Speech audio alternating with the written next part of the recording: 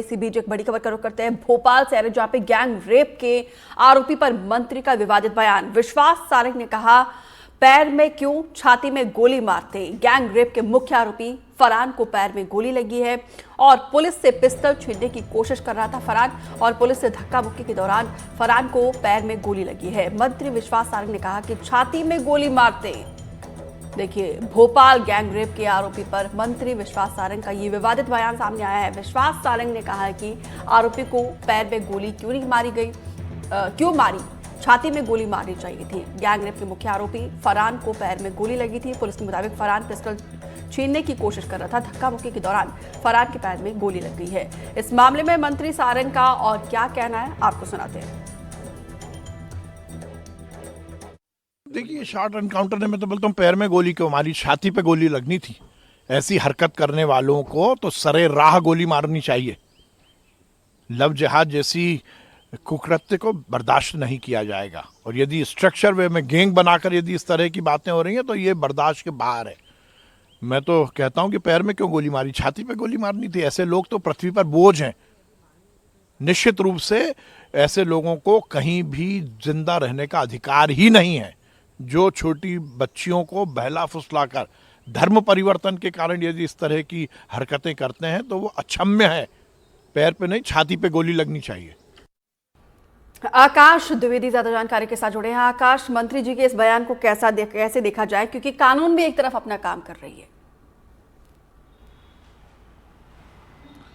देखिए, मंत्री जी का आक्रोश जायज है। ऐसे दोषियों को कार्रवाई ऐसे दोषियों के ऊपर कार्रवाई होनी चाहिए, उन्हें कड़ी से कड़ी सजा मिलनी चाहिए, लेकिन वो जिस तरह की बात कर रहे हैं वो संवैधानिक नहीं है। दरअसल कानून का अपना एक दायरा है और सजा देने का काम कोर्ट करती है, न्यायालय करती है, पुलिस नहीं करते, हम नहीं करते, आप नहीं करते, ना तो मंत्री जी करते हैं। लेकिन मंत्री जी कह रहे हैं कि शॉर्ट एनकाउंटर में उसके पैर पर गोली लगने के बजाय उसके सीने पर गोली लगनी चाहिए थी और ऐसे आरोपियों को बख्शा नहीं जाना चाहिए। ये मध्य प्रदेश की राजधानी भोपाल के नरेला विधानसभा से विधायक हैं और राज्य सरकार में मंत्री हैं विश्वास सारंग। और विश्वास सारंग का ये विवादित बयान सामने आया है रेप, गैंग रेप और जबरन धर्मांतरण के लिए दबाव बनाने के मामले में। दरअसल कल मुख्य आरोपी फरहान को रात में 10:30-11 बजे के करीब भोपाल की अशोका गार्डन पुलिस सीहोर ले जा रही थी, सीहोर के बिल्किसगंज। लेकिन इसी बीच इस आरोपी ने टॉयलेट करने का बहाना बनाकर पुलिस की गाड़ी रुकवाई और भागने के फिराक में था। सब इंस्पेक्टर से पिस्तौल छीनने की कोशिश की, पुलिस ने फायर किया, इसके पैर में गोली लगी। लेकिन मंत्री जी को यह मंजूर नहीं है। वो कह रहे हैं कि पैर गोली में नहीं, गोली पैर में नहीं बल्कि उसके सीने में लगनी चाहिए थी।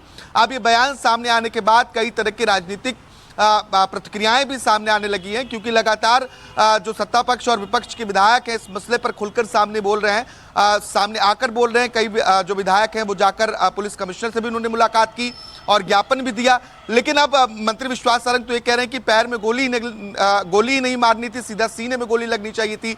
जबकि पुलिस ने ये साफ कहा है कि ये शॉर्ट एनकाउंटर नहीं था, बल्कि जब वो भागने की फिराक में था, जब सब इंस्पेक्टर से उसने पिस्तौल छुड़ाई तो पुलिस ने खुद के बचाव के लिए ये जो जवाबी कार्रवाई की है वो की है, नहीं तो ये आरोपी फरार हो जाता।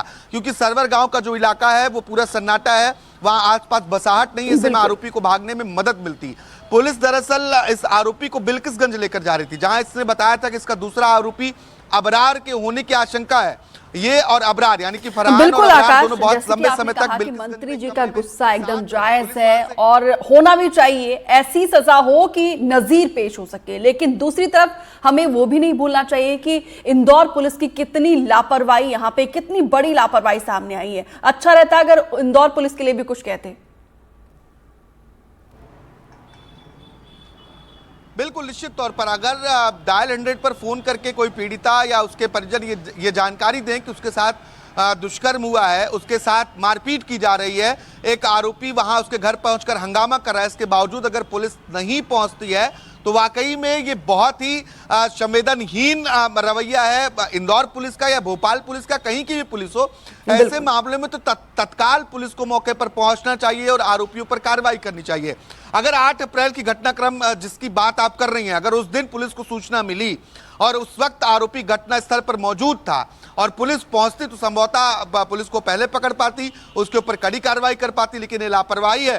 तो और इस लापरवाही पर किसी के पास कोई जवाब नहीं है और यही वजह है कि ऐसे लापरवाहियां जब होती हैं तो बदमाशों के हौसले बुलंद होते जाते हैं और वो किसी भी तरीके की वारदात करने के पीछे 10 बार भी नहीं सोचते हैं।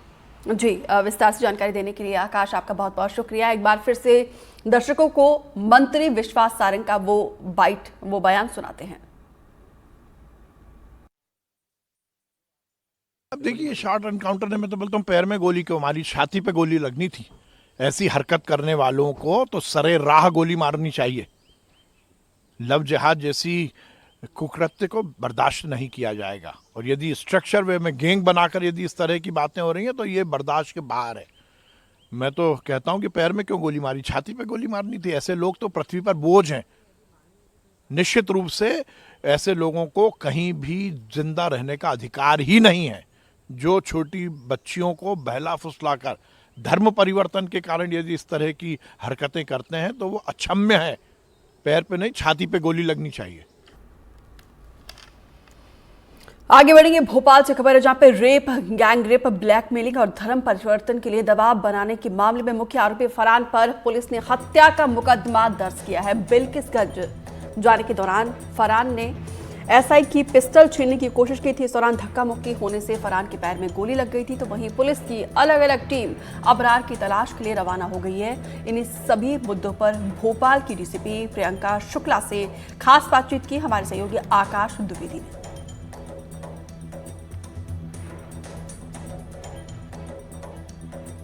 हाल में रेप, गैंग रेप, ब्लैकमेलिंग और जबरन धर्मांतरण के दबाव बनाने के मामले में मुख्य आरोपी फरहान के पैर में गोली लगी है। मेरे साथ डीसीपी प्रियंका शुक्ला मौजूद हैं।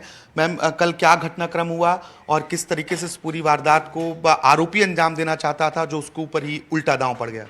ये कल रात को लगभग 10-11 बजे की बात है, इस दरमियान की बात है, जिसमें थाना अशोका गार्डन पुलिस जो विभिन्न ये एफआईआर हुई हैं एक ग्रुप के अगेंस्ट में, उसमें मुख्य आरोपी फरहान को लेकर के बिल्किसगंज रवाना हो रही थी, जिसमें फरहान के द्वारा बताया गया था वो और एक अन्य जो फरार आरोपी अबरार है इस केस का, वो लंबे समय तक बिल्किसगंज में किराए पे रहे थे।